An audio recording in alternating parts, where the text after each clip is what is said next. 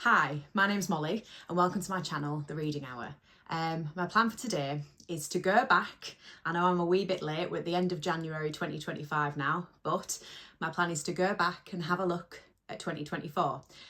And all the books that I read in that period, I'm going to have a go at ranking them from worst to best. So I picked up reading again in around May 2024. I read 26 books in that time.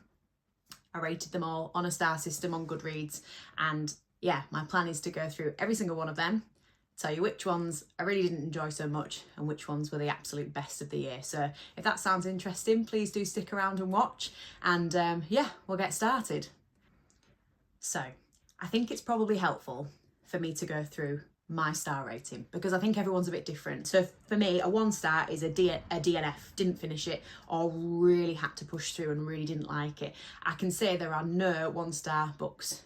In fact, I'm not sure, there might be one book on my Goodreads that I rated 1 star, but there isn't a single 1 star for this year, or last year, 2024. I'm going to get that wrong quite a few times in this, I think. For me, a 2 star rating is, I've put nothing to write home about, can't remember it, whatever. So, you know, I read it, I finished it, I parked it, I forgot about it kind of thing. Not like absolutely hated it, closed the book, threw it in the bin, but like just whatever.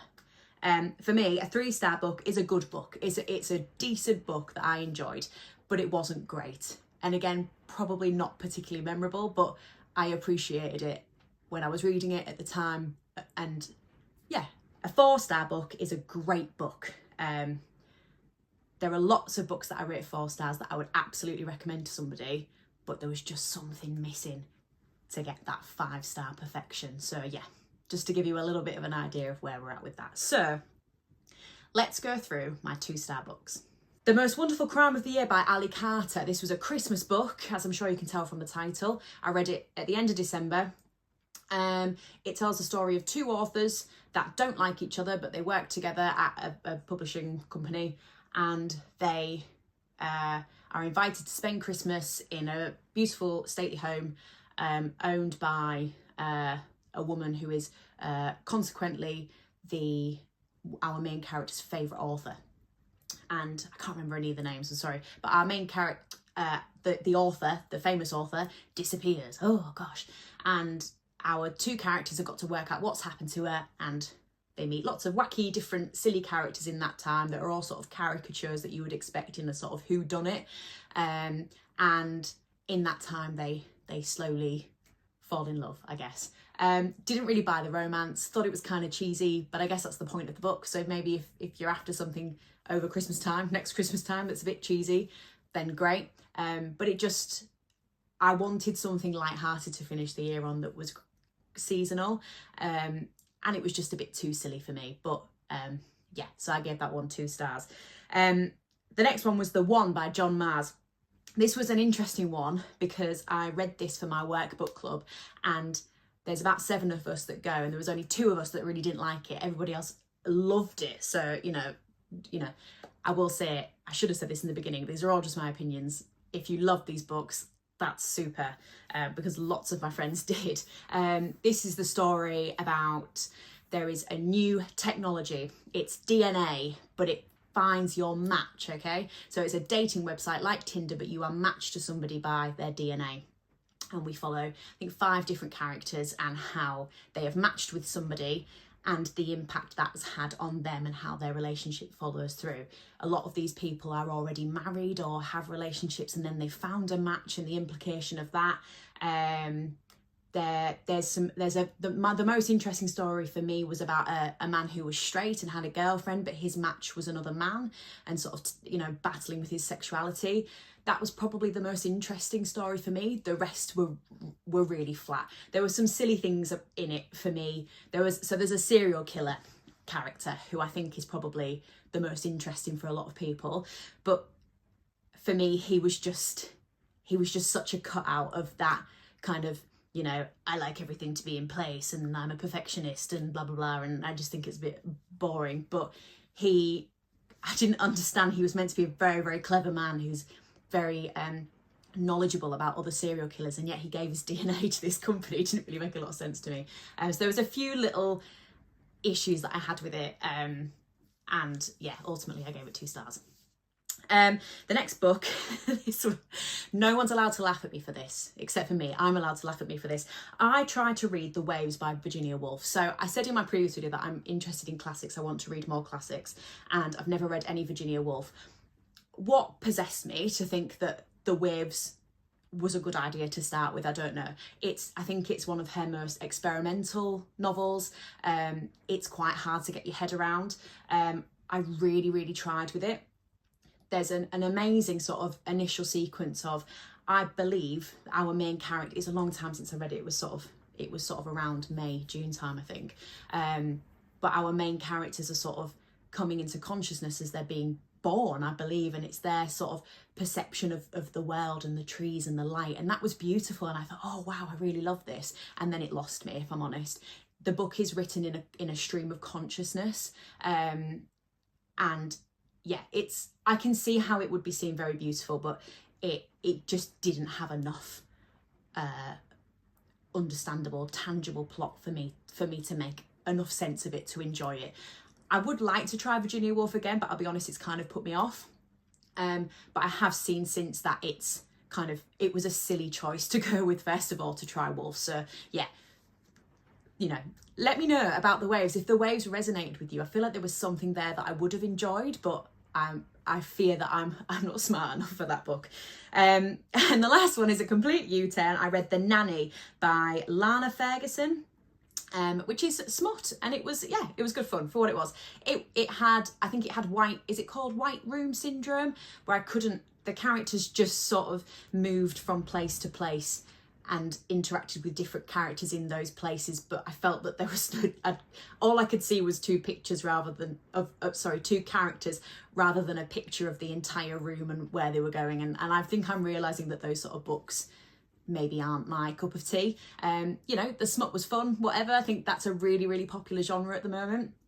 But if that's what you're after, a bit of fun, then great. But ultimately, it was silly. I'm not going to give too much plot for that one. You know, you can look at that one, but yeah, it was okay. It was 2-star read.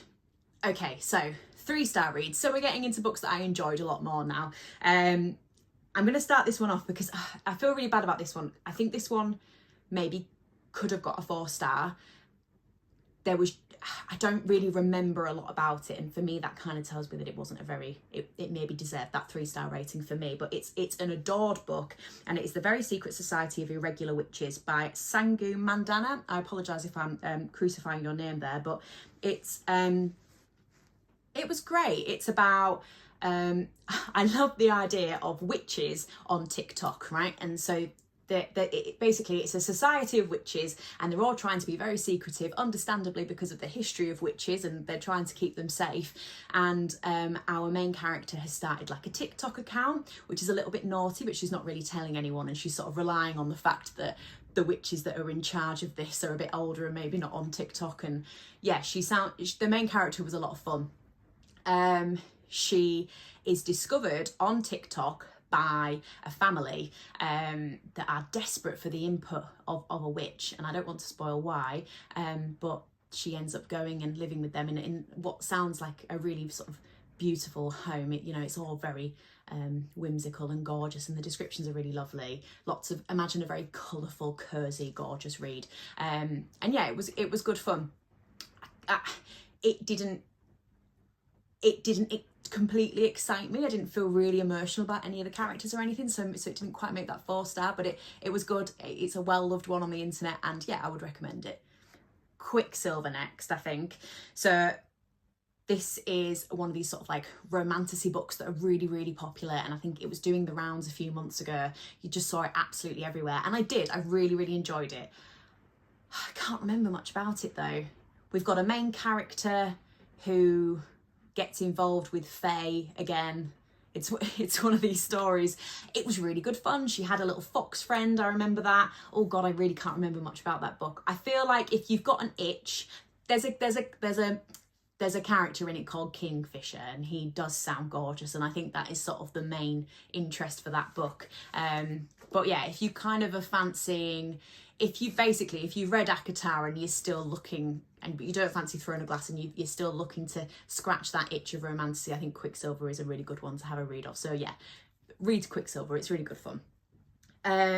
So next book I'm gonna go for is Mad Honey by Jodie Picoult and Jennifer Finney Boylan. It's here. I've actually had this one. There we go.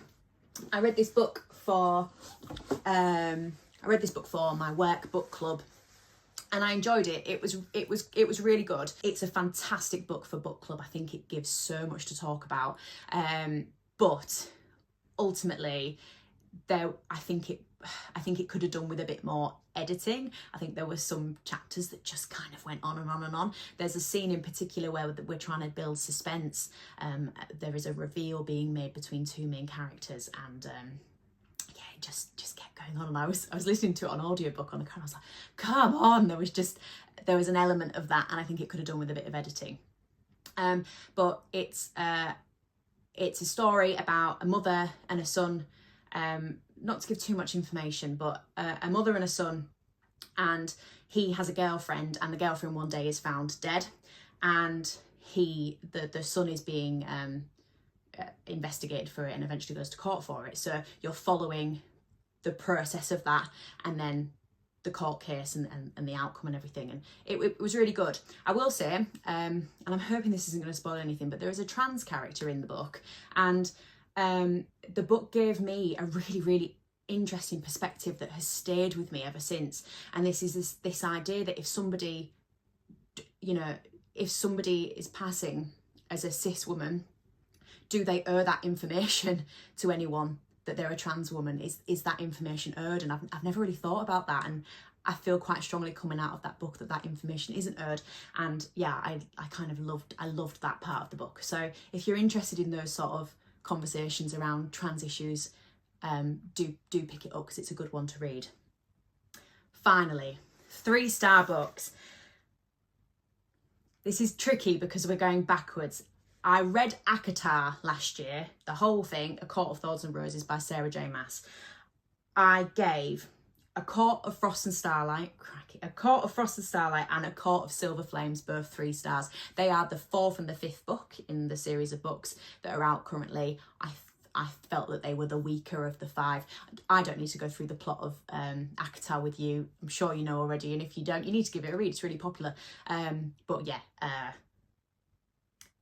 they were just weaker. And I think people love the last one because it focuses on 2 different characters and their romance. And I just wasn't as interested in that romance as I was previously. I don't know. It suffered a little bit of sequelitis for me. For me, ACOTAR is kind of like Shrek, right? The first one's great. The second one's even better. The third one's all right. Can't remember anything after that. That's kind of how I feel about ACOTAR. So there you go. Okay. We're on to 4 stars now. So just to say, I gave A Court of Wings and Ruin 4 stars by Sarah J Maas. It just didn't hit the spot like the first 2. So we've got a lot of books to get through here. So I read my first Toni Morrison in 2024. I read Beloved by Toni Morrison.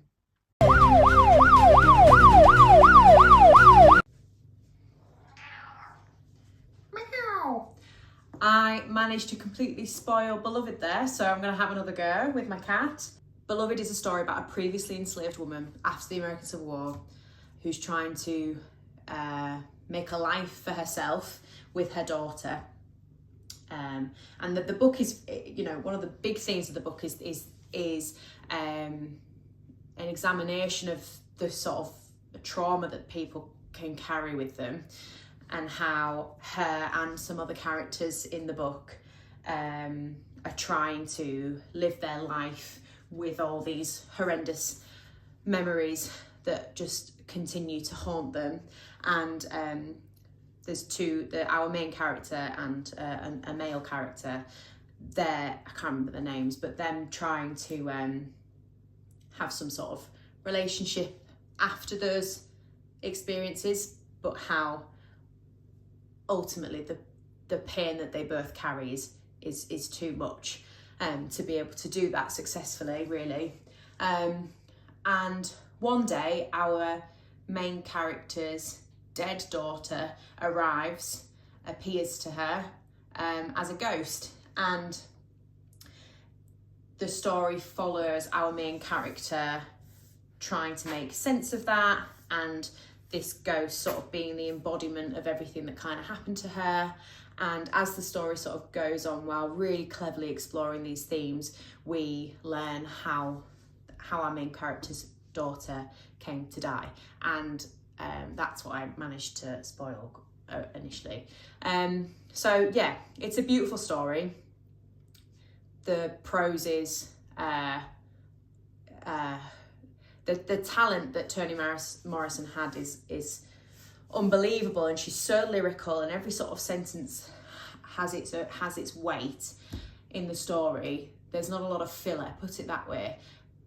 But the reason it didn't quite make 5 stars for me, there's 2 reasons. One of them is I was quite pleased when it was over, because it is so upsetting. It's harrowing. It's a yeah, and I was kind of like emotionally wrung out by the end of it, which is the point of it. But that did sort of affect my enjoyment of it. I'm not gonna lie, maybe that's naive, but it's true. Like some films, like 12 Years a Slave, like it's an amazing film, but God, I have to build myself up to watch it.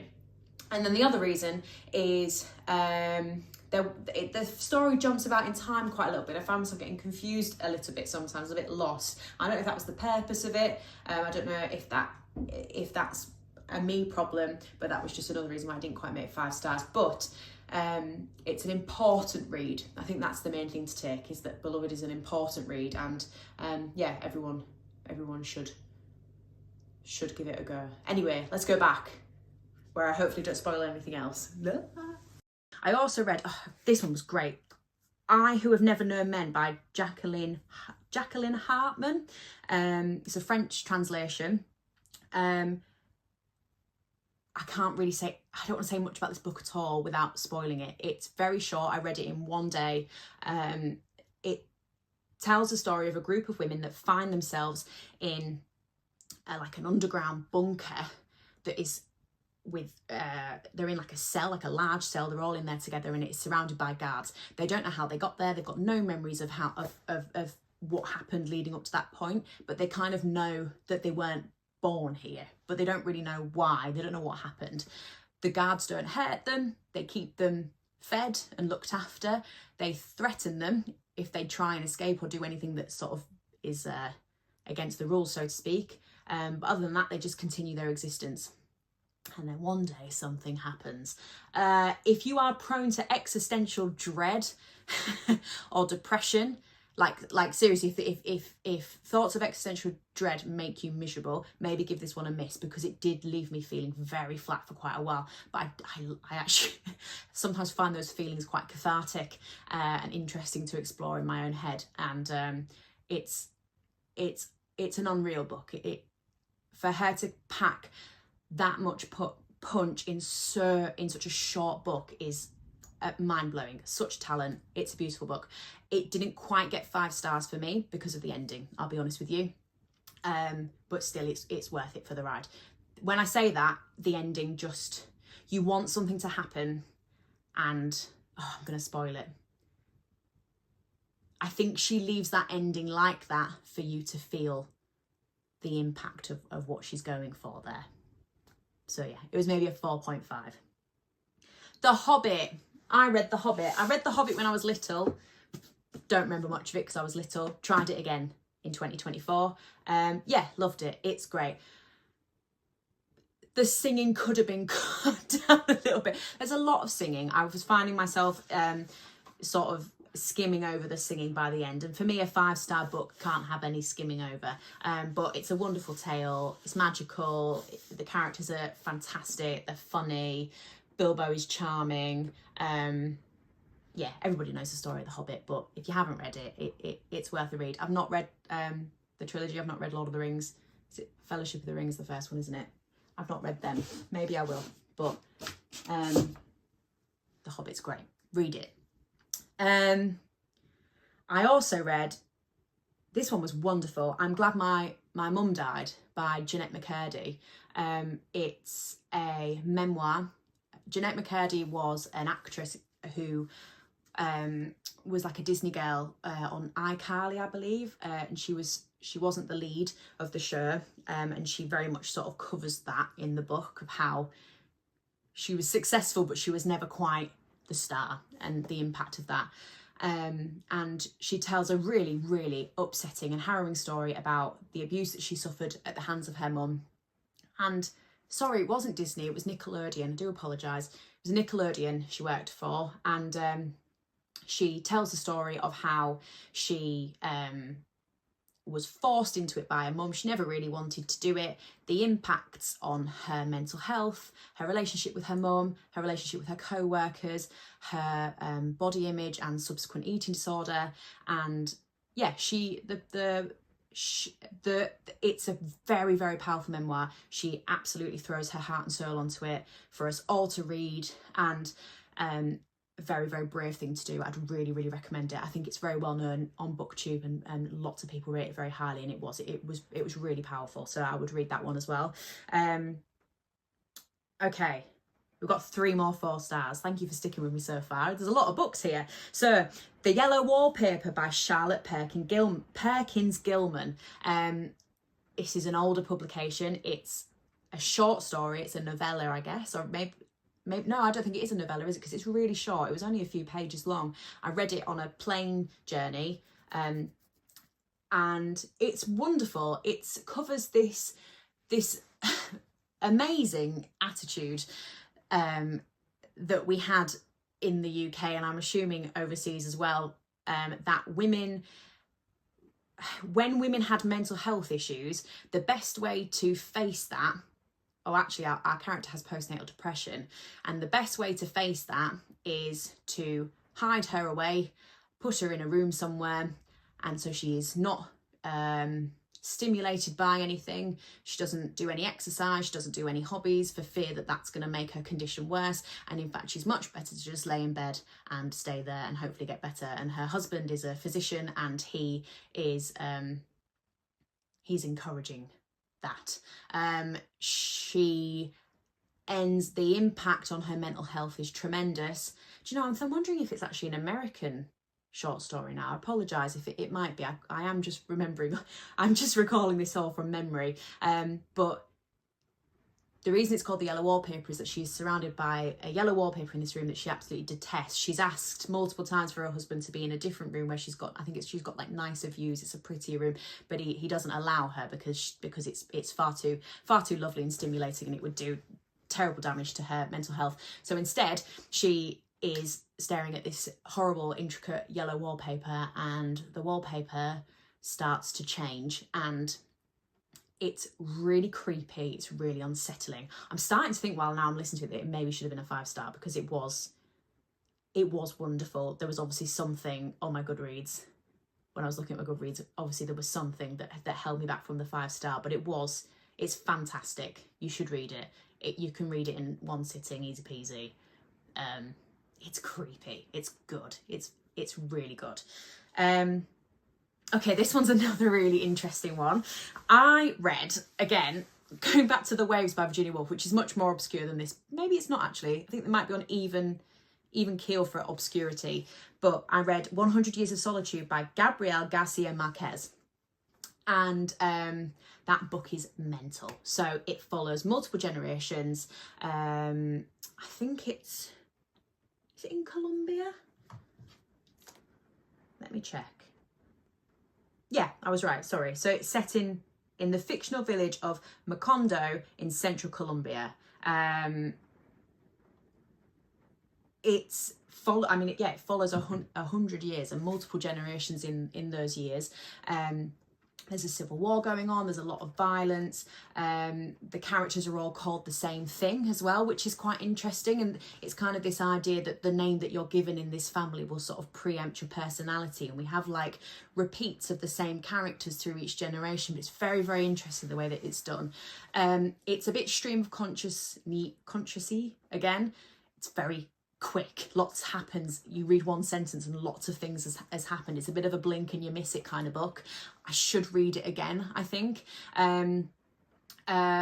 It's one thing that I really loved. It also, sorry, before I jump into that, it's also got magical realism in it. So there's giants and people that can fly, and this one woman shoots up into the air when she dies. And what I was going to say is the characters kind of defy the expectations of their life expectancy. So you've got the matriarch, Ursula, I think her name was. She just keeps going and going and going, and she lives through all these generations. And, you know, she should be dead and she just doesn't die. There's a character that lives is tied to a chestnut tree, and he just lives there for years and years and years and years and survives it. It's wacky. I don't think it would appeal to everyone, and there were times when I was reading it where I was like, oh, this is hard work. But if you like a challenging read, you like a read that makes you think, I would pick it up. It's quite magical. It's so full of colour and vibrancy. It's really worth the read. I'm remembering another interesting character in it who I can't remember why, but she knows the date that she's going to die, or she's sewing a funeral shroud, and she sews it and sews it and sews it and sews it for years, or weaves it, and she's sort of postponing her death because death won't come for her until it's been woven.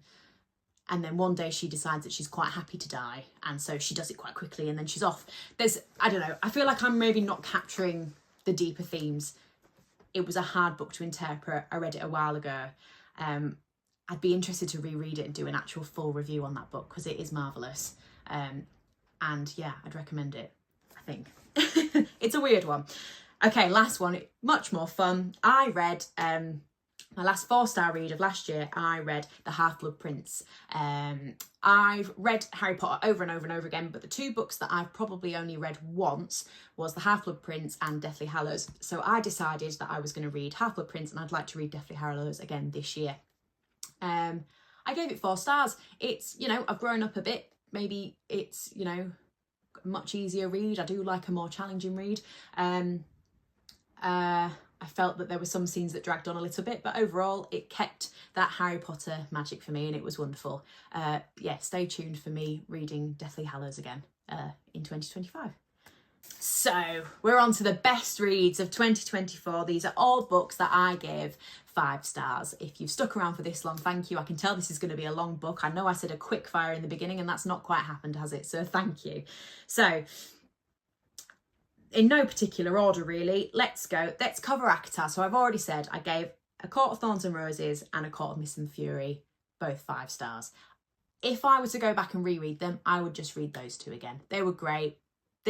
Obviously the second one ends with things that are going to happen in the third one, so you're not getting a complete story, but I think if you know the story and you're quite happy, they're both great. The follow-on from the first one to the second one is really clever. I don't know if she pre-planned it. Could somebody tell me, did she pre-plan the change from the first one to the second? I'm not going to say because it's a spoiler.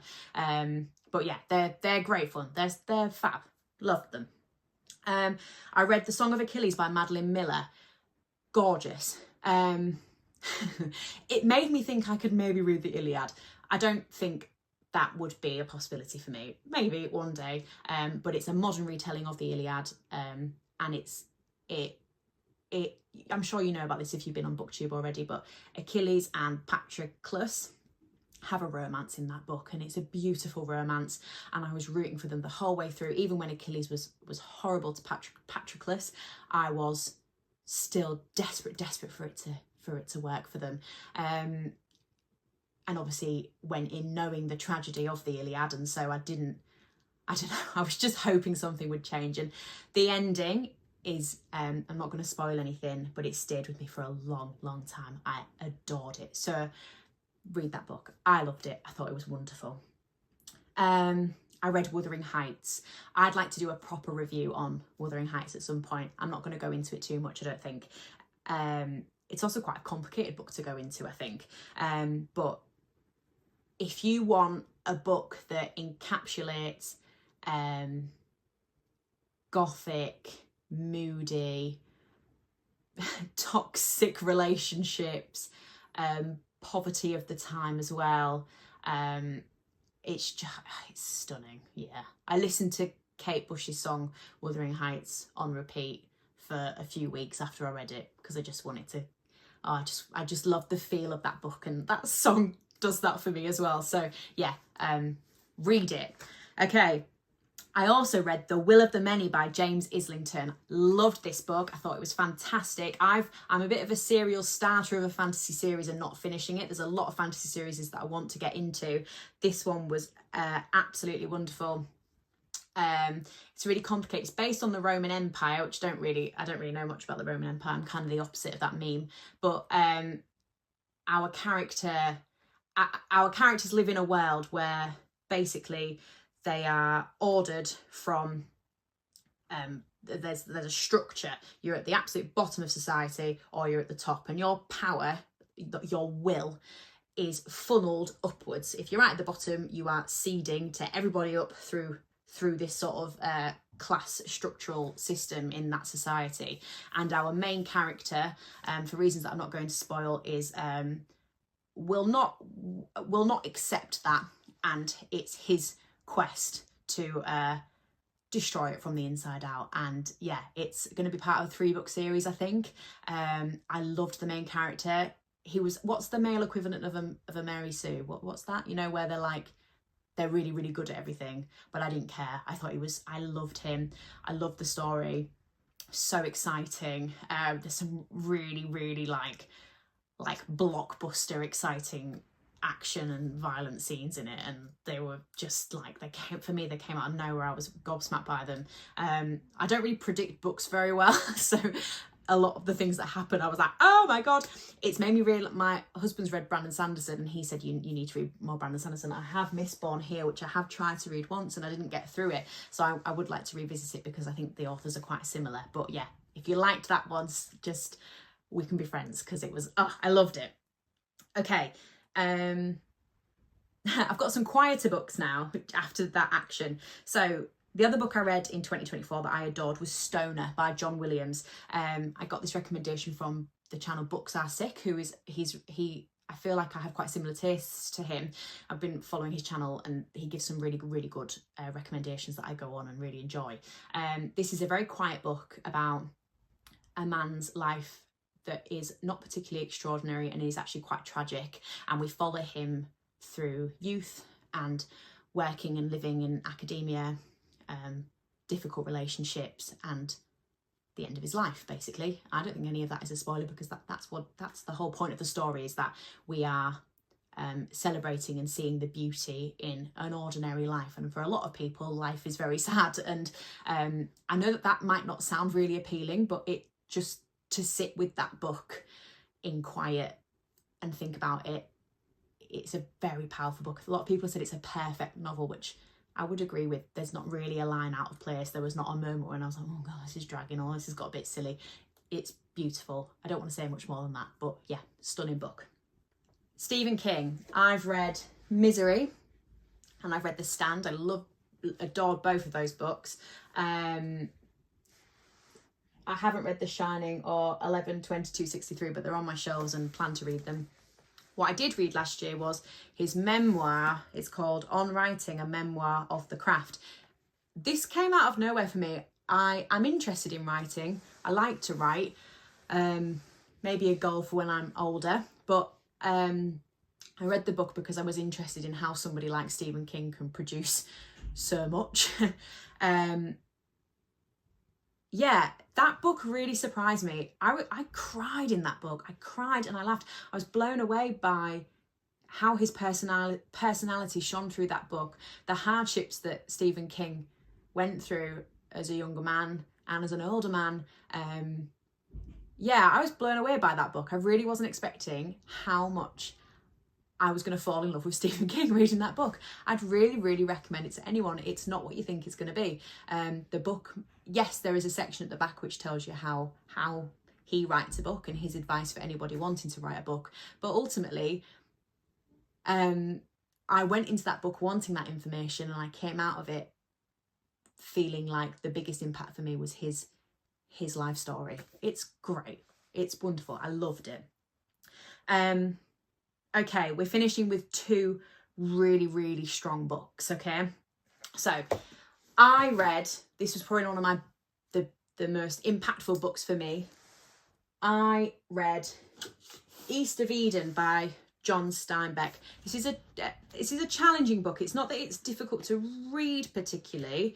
It's, you know, quite plot focused and quite straightforward. But it's very long.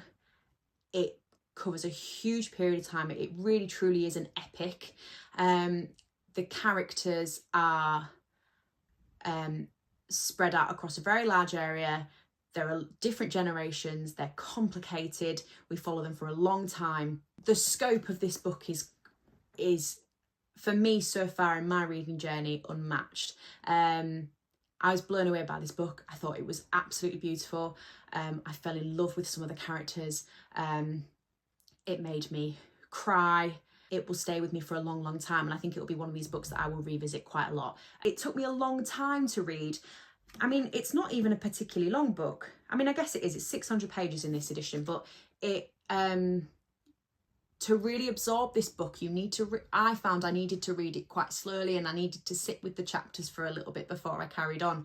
It's sort of during the Great Depression, people moving all over the country, coming from overseas, trying to make a life for themselves. There was an amazing section where we follow a character almost living a life of he's fought in the war, and then he's sort of just dropped by them, and there's this amazing passage of him essentially living this like nomadic lifestyle in the States, and it was just like beautiful. I could have read that section forever. But truly the book is about good and evil, and if we're born good or evil, or whether it develops, and the comparisons of these characters that are truly good of heart, and when they do things wrong they're very reflective about them, and then characters that feel absolutely nothing. And there is a character in it called Kathy who is the absolute definition of evil. I feel like I'm really butchering this, but I think it's because it is so personal. I'd love to reread it. I might do a longer review on it at some point if I'm brave enough, but yeah, I'd really recommend this one. I'd like to read Grapes of Wrath, but I think I need to sit with this one for a little bit longer and maybe visit that one at a later date. Okay, finally, my last 5-star book of 2024 was Piranesi by Susanna Clarke. This is a really popular one. It's a standalone fantasy novel.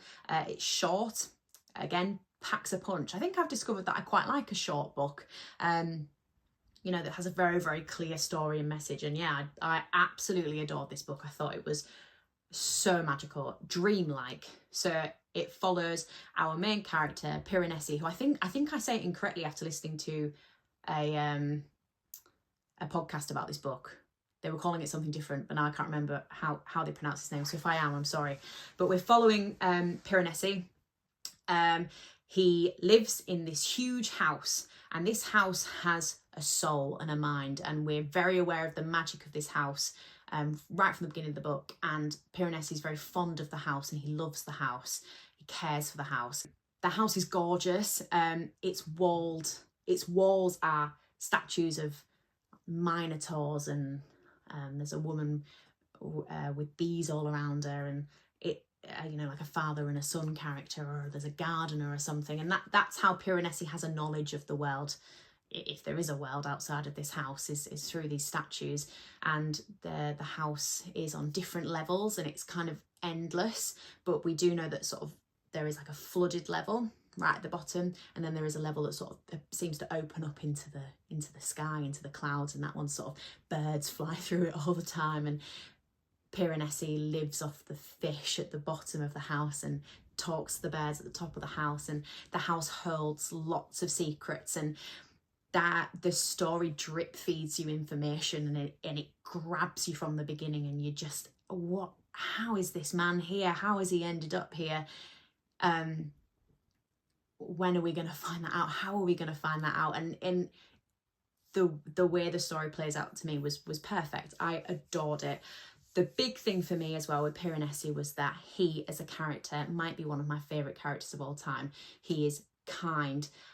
He he cares so deeply about his environment. He's gentle, he's got a good heart, and he's naive in a lot of ways. He's naive, but then at the same time, he's clever and he's strategic, and he realises that things aren't right and he works it out slowly. And yeah, you should all read that. I'm not going to say any more because I'll spoil it, but God, I love that book. Loved it. What a good one to end on. Okay, thank you very much for watching. That was a really long video. I'm hoping, like I said, I can put a pin in 2024 now and move on to 2025. Thank you so much for watching, and I hope you enjoyed. If you did, please subscribe, give me a like or a comment. I'm really, really enjoying the feedback I've had so far, and there's been such a warm reception to my first video. I really appreciate that. And yeah, let me know if you agreed or disagree with any of my opinions here. I'd love to hear that in the comments. And yeah, we'll roll on 2025. Okay, thank you very much. Bye.